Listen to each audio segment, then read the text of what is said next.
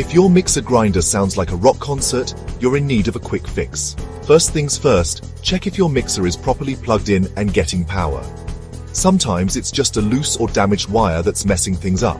Next, if the blades aren't rotating properly, it could be due to food stuck inside. Open the jar, give it a good clean, and try again. Now, if the motor isn't running or there's a burning smell, the carbon brushes might be worn out. Open the base, locate those brushes, and replace them if needed.